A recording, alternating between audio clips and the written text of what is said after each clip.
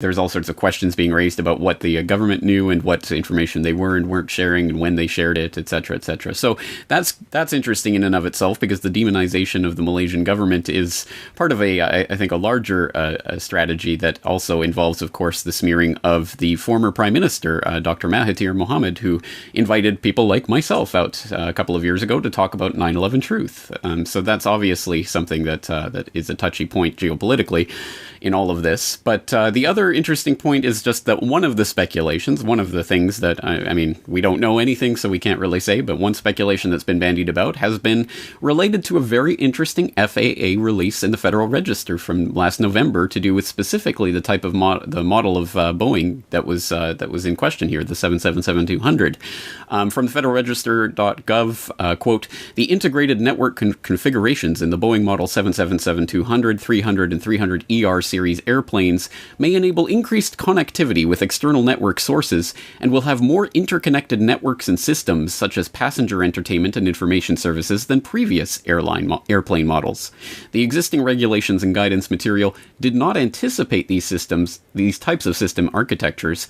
Furthermore, 14 CFR regulations and current system safety assessment policy and techniques do not address potential security vulnerabilities which could be exploited by unauthorized access to airplane networks and servers. End quote. Long story short, some people are speculating, does this mean Boeing knew about a vulnerability that would allow this precise model of airplane to be taken over remotely? Does this play into what happened and why this plane was apparently wildly off course in the last time it was known? And that, of course, brings up, at the very least, it brings up the specters of the possibility of the remote-controlled airplanes on 9/11, which I've talked to 9/11 researcher Aidan Monahan about a couple of times on the Corbett Report, so people can look into the archives for that.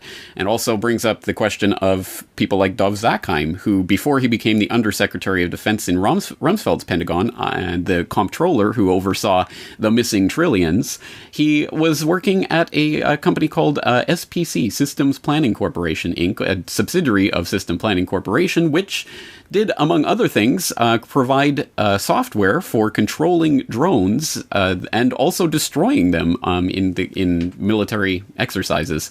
And Zakheim also oversaw a system that saw 767s being transferred to the Air Force bases as part of a Boeing Pentagon deal. So again, all of this leads into a vast network of interesting connections to the 9/11 and what happened there. So I'll throw some of those notes into the show notes. And again,